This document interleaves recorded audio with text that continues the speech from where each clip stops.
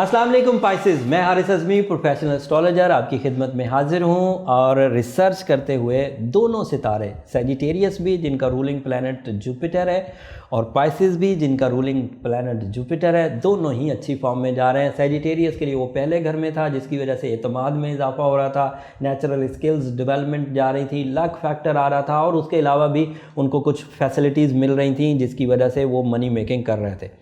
But Pisces को उससे भी ज़्यादा अच्छे अंदाज से जुपिटर सपोर्ट कर रहा है 10th हाउस में। This is big one, this is big news. लेकिन ये इस हफ्ते की नहीं है, लंबी चलेगी। इस हफ्ते भी इसका अमल दखल था तो मैंने बयान कर दिया। वैसे इस हफ्ते में 2 इवेंट होने जा रहे हैं, दोनों ही 4 फरवरी को। एक नया चांद है आपके यहाँ, वो 12th हाउस में अपीयर होगा नया चांद, और दूसरा ये है कि वीनस अपना घर बदल कर 11वें घर में दाखिल हो जाएगा। 11वें घर में 4 फरवरी को वो सैटर्न के साथ ही होगा। यहाँ पॉजिटिव है। इसकी क्या खबरें हैं मैं बयान करता हूँ।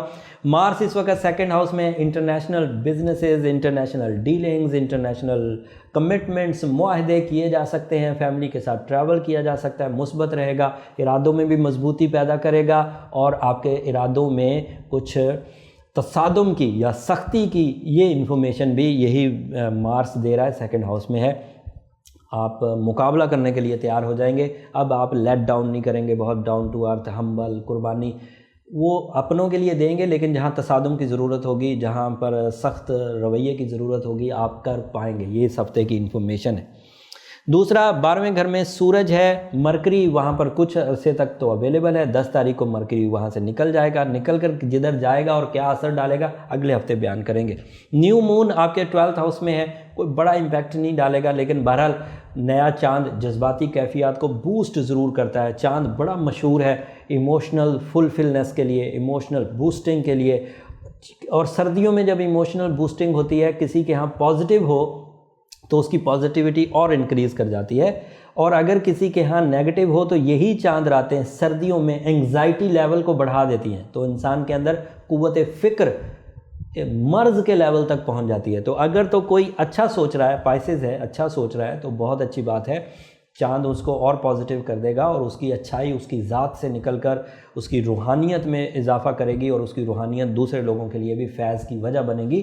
बट अगर कोई मनफी सोच रहा है, कोई एंग्जाइटी में मुब्तला है, फ़िक्र में मुब्तला है, डिप्रेशन में मुब्तला है, तो ये जो 4, 5 और 6 तारीख आ गई, इसमें और डिप्रेशन बढ़ जाएगा। सर्दियों में तो वैसे ही डिप्रेशन के जो मर्ज़ हैं उसमें इजाफा होने के सिम्टम्स पैदा हो जाते हैं।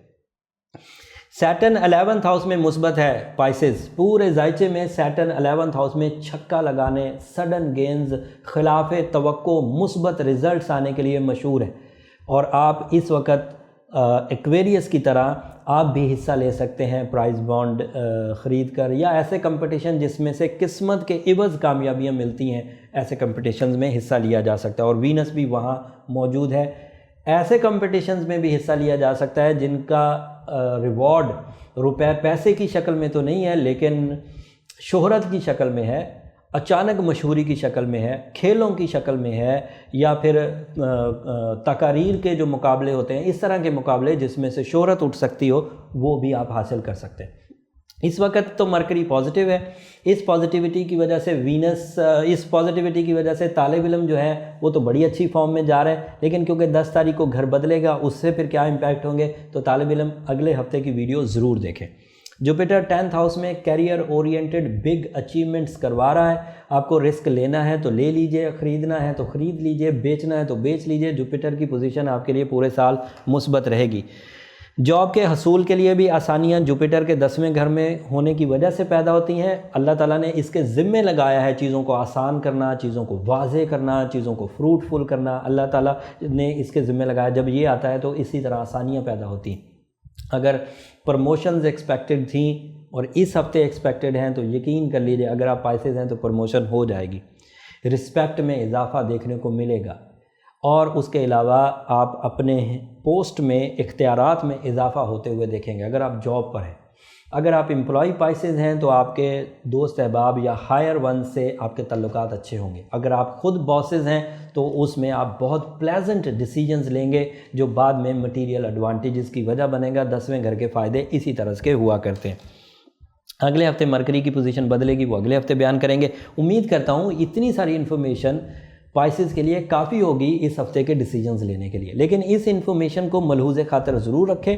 अगले हफ्ते जब वीडियोस आप देखने लगें तो ये वाली वीडियो एक दफ़ा दोबारा देखिएगा और फिर इसकी पेशेंगोइयों को अगले हफ्ते की पेशेंगोइयों के साथ मिलाकर पढ़िएगा, ताकि आप ये 15 दिन जो बड़े इंपॉर्टेंट हैं इनका फ़ैसला आप कर सकें अपनी ज़िंदगी का, या फिर अपना पर्सनल चार्ट बना के लॉन्ग विजन्स के साथ, लॉन्ग टर्म पेशेंगोइयों के साथ आप अपने डिसीजंस ले सकते हैं। पर्सनल जायचा बनाने के लिए नीचे नंबर चल रहे हैं, उन पर रब्ता करके आप प्रोसीजर पता कर सकते हैं। अगले हफ्ते तक के लिए इजाज़त दीजिए। अल्लाह ने के बाद।